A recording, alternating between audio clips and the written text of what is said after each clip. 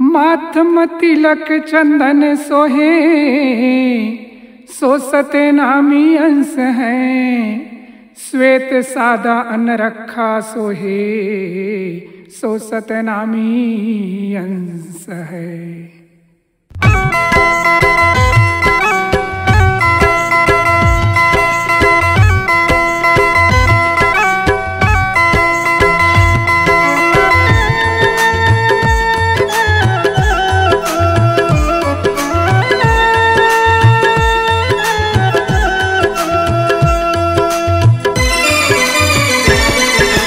सिरमा सादा पगड़ी बांधे, माथे में चंदन सोहे। सिरमा सादा पगड़ी बांधे, माथे में चंदन सोहे।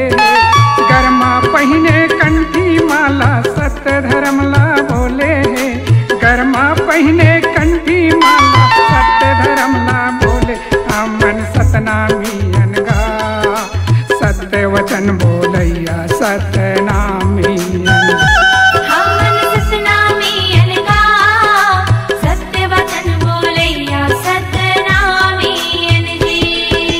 सिरमा सादा पगड़ी बांधे, माथे में चंदन सोहे। सिरमा सादा पगड़ी बांधे, माथे में चंदन सोहे। गरमा पहिने कंठी माला, सत्य वचन ला बोले। हमन सतनामी अनगा, सत्य वचन बोलैया सतनामी अनजी। हमन सतनामी अनगा, सत्य धर्म मानैया सतनामी अंजी।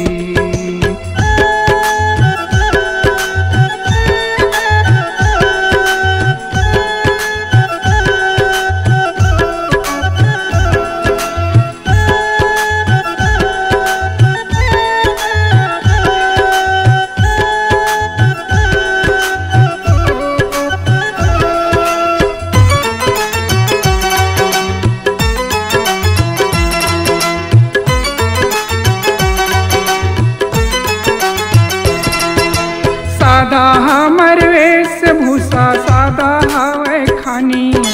सादा हमर वेशभूषा, सादा हवे खानी। सादा हमर सोच विचार, सादा हवे बानी।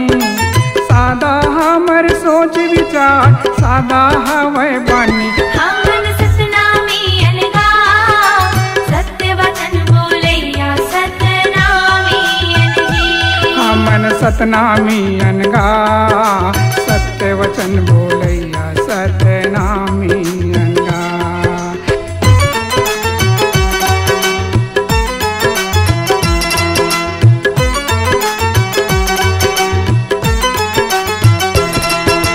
हमर रहन सहन अलग है संस्कृति। हमर रहन सहन अलग है संस्कृति। सादा हवे हमर निशानी, गुरु हमर सियानी। सादा हवे हमर निशानी, गुरु हवे सियानी।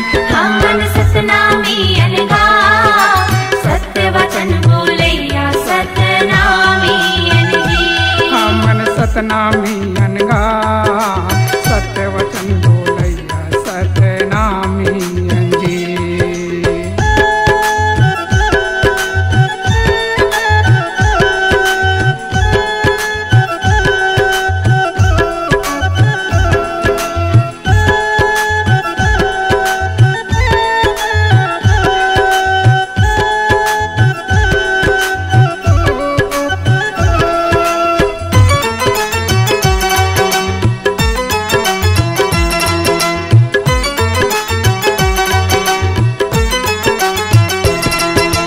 छत्तीसगढ़ में सुमंत लाइस बलिदानी राजा। छत्तीसगढ़ में सुमंत लाइस बलिदानी राजा। सत्यनाम से नाम बनाइस, सतनामी के राजा।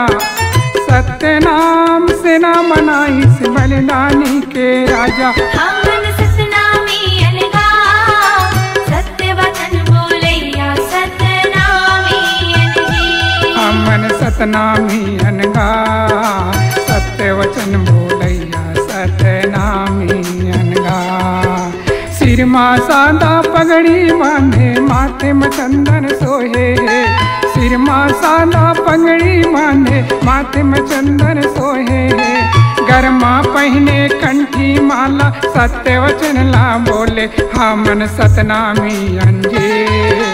सत्य वचन बोलैया सतनामी अनगा। हमन सतनामी अनगा सत्य वचन बोलैया सतनामी अनजी। हमन सतनामी अनगा सत्य धर्म मनैया सतनामी